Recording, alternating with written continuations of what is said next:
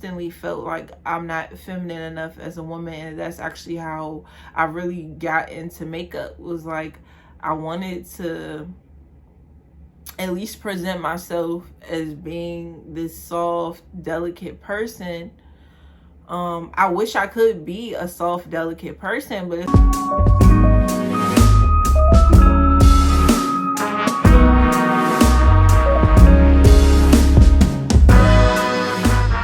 hello everyone, welcome back to my channel for those that are returning, and welcome for anyone who is new. I know that I missed my Wednesday upload. I've just been a bit overwhelmed, and so by the time you see this video, it will be Thursday.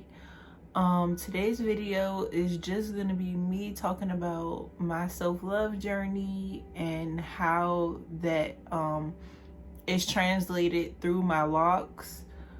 So if you are someone who has locks and you think you may resonate or understand some of the things that I've been through, which I know a lot of Black women probably have, I hope you stick around, enjoy, and don't forget to like, comment, and subscribe if you do enjoy this video, and let's get into it. So the reason I wanted to make this video is because I am someone who people have, if they have known me since high school or middle school, has watched me really transition a lot. Until I had locks, I definitely can honestly, truly admit that the way that my self-image was, just the way I felt every day, was so negative when it came to my hair. And I realized that I was conditioned to think this way from such a young age that I really had to sit and face myself in order to really grow to love myself, especially with just my locks, when I know that I am in a society that would prefer I not have my hair locked. So I just wanted to share that. So I could possibly, maybe I will add photos of the different phases that I've been through throughout this video with my hair, but I am someone who has bleached, burnt off, cut, just damaged my hair so many times. And people don't think that you can harm yourself through hair care. You really can, because for Black women there is so much self-hatred that is easily taught to us, not even if it's taught at home, but even if it's taught at school. So if you have this natural hairstyle that your Black parents sent you to school with, but you may have kinkier hair. I was always told I had nappy hair. My grandmother, she used to say, ain't no end got good hair. And this is a dark-skinned Black woman. So I definitely always felt like, oh my gosh, I hate my hair so much. My hair is so gross and it is just so difficult to do. And I remember crying a lot, just even when I wanted to wear a ponytail, just the abuse around hair and people being frustrated with doing my hair because my hair was so thick. They didn't want to do it. I remember getting my hair braided, and I would have small, medium, and large braids just so that my hair could be done, but it wasn't done nicely. And I would have to go to school like that and people would notice, but it was all just to say, okay, well, at least it's not her natural hair showing. And so I kind of just adopted that mindset of my natural hair is bad. And it's really not. And I do remember a time when I felt like, wow, I love my hair, but you know, it comes and goes.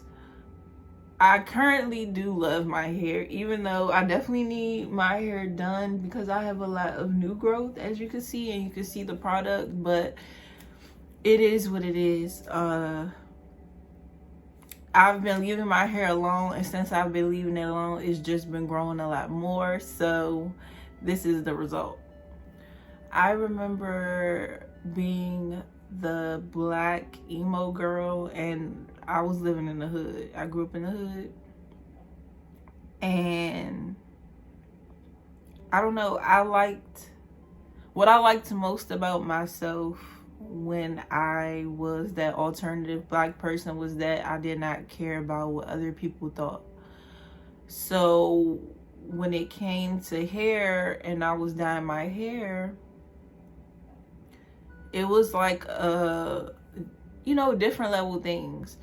It was, I came off to everyone as this person who didn't care what anyone thought or about anyone's opinions and blah blah blah blah blah, which was pretty accurate for the most part. But also deep down internally, I knew that I wish I didn't have hair that was as kinky, as nappy, as my hair's been called brittle, raggedy. If I wore it natural, I was told, like, you know, when you just wear your natural hair out and someone is just like, you're not gonna get it done, and it's like, it's the hair that grows out of my head. I got so many comments like that, and the women in my family were all about staying skinny. I'm talking about, you know, stay snatched, stay cute, and keep your hair done. My aunt that raised me, she would be very upset because I'm the type of person, like, if you can't tell, if you can look at my locks and just tell. But when I sweat, like when I actually sweat, my scalp sweats. And I'll never forget this one time, I think it was like Friday, she took me to get my hair done. And she didn't really like taking me to get my hair done because, like I said, my scalp was sweat. So imagine you have really kinky hair, right? I wanted my hair braided because I knew, you know, I know my hair. Even though I didn't have hair that my family members were used to dealing with, or it wasn't kept, I decided, like, when I got in high school, that I would keep my hair in a state that, like, my family didn't really agree with. But when I would dye it and bleach it, I would hope that maybe my curls would loosen up, or I would occasionally still perm it, you know, here and there. And the last time I ever even purchased a perm was my freshman year of college. But I actually decided to just chop my hair off and start over. And through starting over, it kind of led me to this point. Even though I still wasn't in a place of accepting myself, I did begin to challenge my own thinking about myself, especially when I saw so many different ways that Black women did their hair when I was in college. I was like, wow, like, what suits me best? When I say what suits me best, I just mean with hair. I care a lot about identity. In order to progress in your life, like in your lifetime or anything like that, it would be good to really know yourself. So for me, I know that I could sometimes be a good person to people. I can show up for them, I can listen to them, I can support them. But also when I don't want to deal with the negative things or problems I've created through maybe not communicating with someone in a way that they preferred. Like I'm not the best communicator, and I'm honestly pretty socially awkward. My friends know how awkward I can be or how withdrawn I can be, and it's something I'm really working on, especially because it's like tied into my health. And I say it's like every video, but it's an ongoing thing because I have to deal with this for the rest of my life. And so just watching other Black women have their ups and downs with their hair, and watching other people grow locks, and watching other people, you know, wear wigs and weaves, and I don't know, just really assessing how painful just the hair journey for Black women can be. I feel like we have so many different things pushed at us when it comes to hair and beauty, especially when it comes to the feminization or, you know, the softening of Black women. It comes back to hair. I know with me personally, with locks, when I am not in a full face of makeup, you know, and I have a face mask on, no mascara, nothing, I've definitely been called sir a couple of times, just because people tend to associate locks mainly with just Black men, but there are a lot of Black women with locks that are not a masculine presenting woman at all. She's in a regular outfit, she just doesn't have makeup on. That for me was something I know I was insecure about, just because I've constantly felt like I'm not feminine enough as a woman. And that's actually how I really got into makeup, was like I wanted to at least present myself as being this soft, delicate person.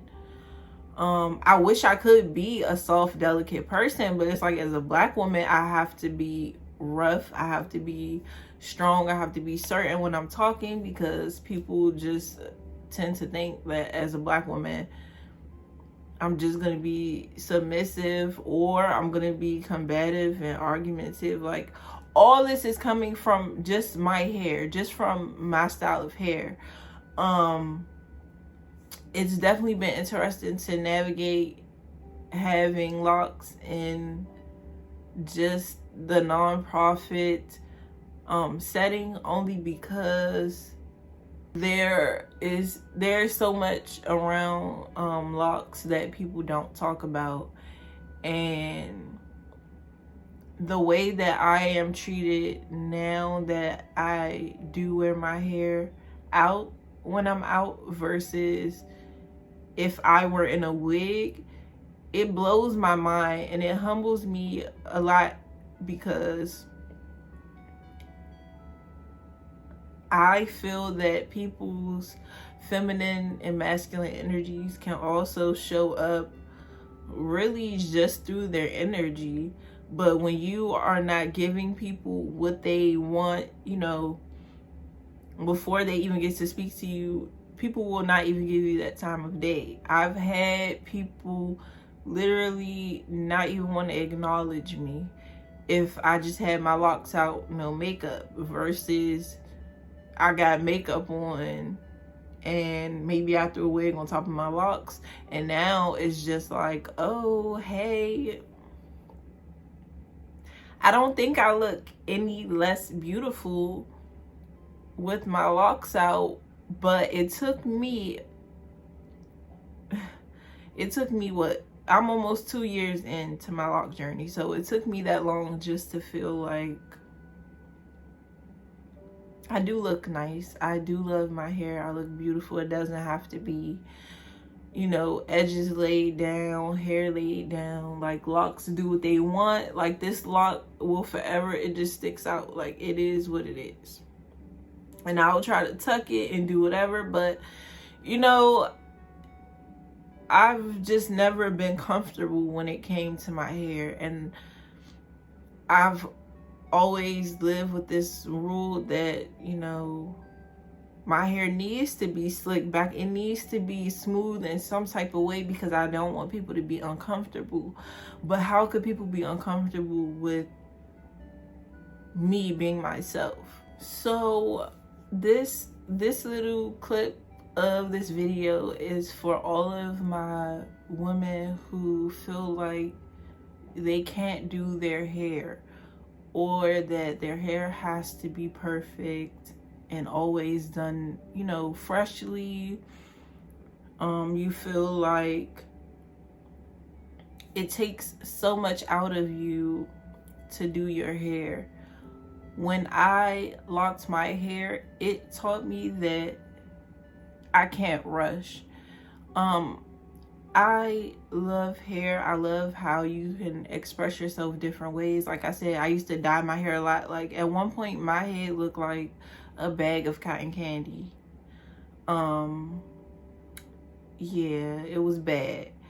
But I will always try to do styles that were quick, but those quick styles I feel like also damaged my hair at the same time. So for example, my go-to style for my hair was always a ponytail or pineapples, right? So I'm wearing my ponytails and my pineapples, and it's causing breakage because I'm not taking care of my hair. I'm doing it, yes, I dyed it, I did whatever, but that's all. I wasn't moisturizing, I wasn't, you know, deep conditioning, you know, at least once a week. I wasn't washing it enough. I wasn't doing anything to actually take care of my hair because I despised my hair so much, and I despised just how black my hair was. Like, let's be real. And I'm not saying that black people can't have a looser curl pattern, but I'm just saying the black hair that is usually negatively talked about, the kinkier hair, that's the type of hair I have. And growing up with people who did not embrace it, who did not do it, who did not style it, it just made me not want to have it. So I would almost like do anything to not deal with it. So whether it be braids, which is totally fine, I feel like most young black girls had braids. I would perm it on my own. My aunt knew, you know, she taught me how to do it and how to box dye my hair as well. So yeah, I wanted locks just to prove to myself that I would not obsess over my looks. And when I first locked my hair, I did the same old thing.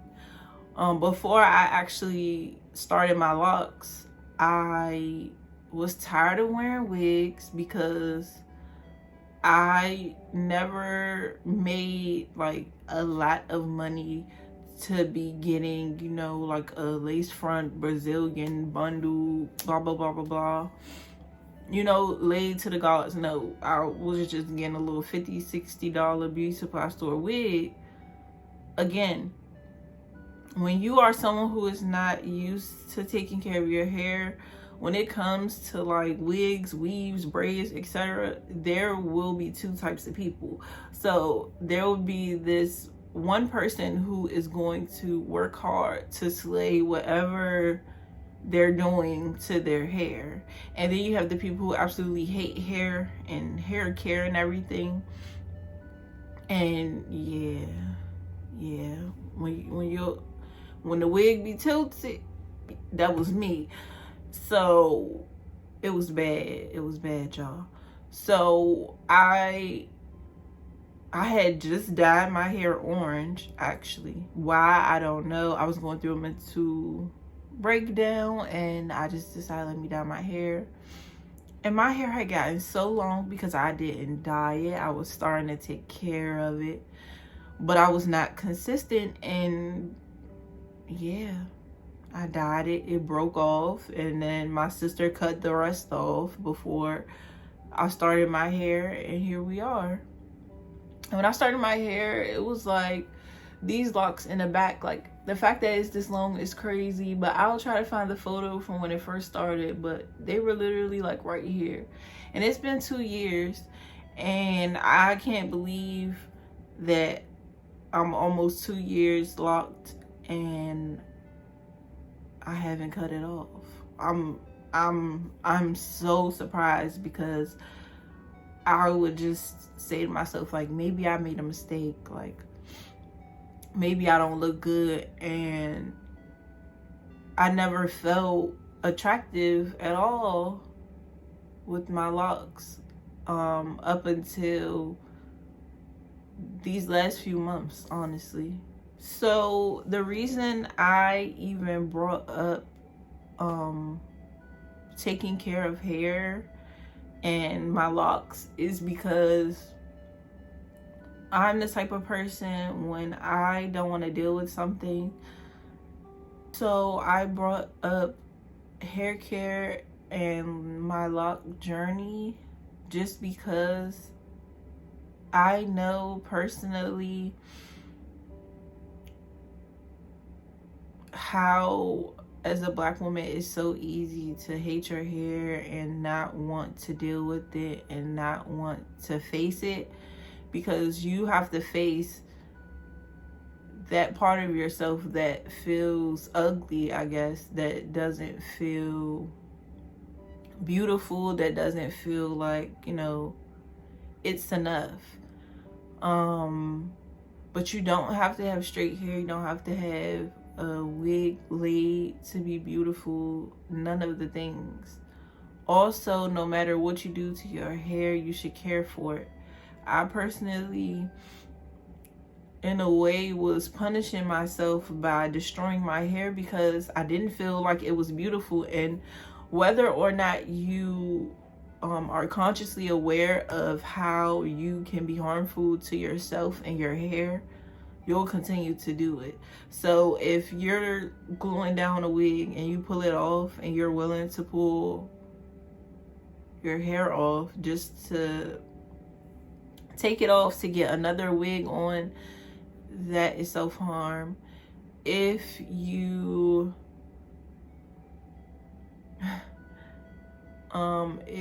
wear your braids too long because you don't want to do your hair and it's pulling your hair out, that is self-harm. If you completely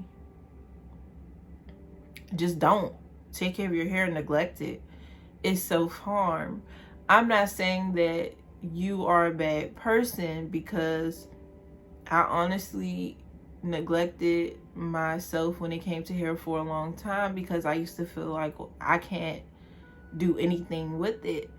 And I knew how to braid, so to kind of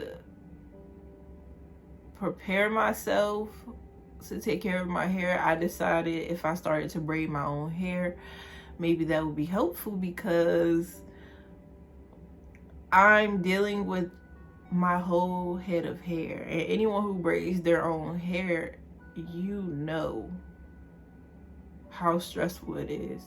And I would do them like butt length. I will insert a clip here just for you all to see how long I used to do my own hair. But I realized that through wanting to know who I am and through assessing how I felt about myself and my hair, I knew that I needed to lock my hair, because all of my siblings except one has had locks or has them now. And I don't know, just watching them, I always felt like, wow, like they all look beautiful. I love their hair. Like, I want to do that one day. But the thing I was missing was just the the wanting to take care of my hair, to take care of myself, to love myself. And it definitely ties into also, I'm someone that has always dealt with like depression and anxiety and everything.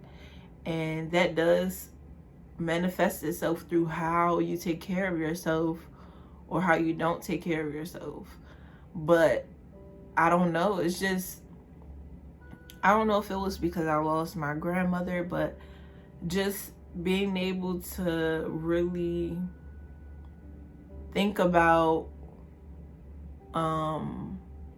myself. At the beginning of 2020, I had kind of had like, I don't know, some type of awakening just about myself. And I don't know, I just felt like I was never living a honest, true life for myself. And I would just be living to make others happy. So when it came to my hair, that was another way I wanted to keep people happy. Oh, people don't think I'm attractive when I wear my natural hair, so I won't wear it because I don't want anyone to be uncomfortable. But it's like, since when did I really care about, you know?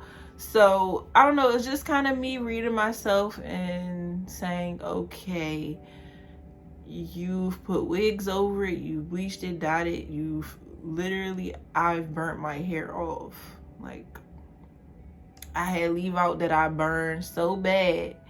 It was literally this long, and by the time I burned it, it was like up here. That's how much hair I had left. And so, I don't know, I just got to this point where I was like, you look like this, it isn't changing. You have to accept who you are as you are, and not as how you want other people to perceive you. And so when I really started to perceive myself and look at myself, I decided that we were in a pandemic. I wanted to see, but I feel, looking at my hair now, looking at myself now, I feel absolutely beautiful. I feel great that I did it. I've wanted to do this for years, but I didn't do it because I feel like I spiritually wasn't ready. And for anyone who has locks, I definitely feel like for most people anyway, it's a spiritual thing. It can be a good and bad thing, because with any person, I feel like your hair can carry your stress, your trauma, like everything, like anything that is on your spirit, I feel like your hair will carry it. And so for me, I just wanted to build this foundation within myself of actual self-love, and it just had to start with locks, because I knew that I would be more favored if I was in a wig. Whether my wig was tacky or not, people still would prefer to see me in a wig than to see me with my hair out, which to me is absurd, because I had always thought that women who wore their natural hair were beautiful, but I always felt like I could never do it. And now I'm at a point where it's done. Even at work, like when I first started and I interviewed, I had like box braids for one of my interviews, and I had a wig for my other two. But once I actually first started, that is when they saw that I had locks, and that is a whole other video. But it is what it is. I think that it took people a while to kind of, you know, get used to seeing me as I am, but I can't change who I am, you know, and it's the hair that grows out of my head. And I feel like when you accept who you are and what you love about yourself, the rest just follows.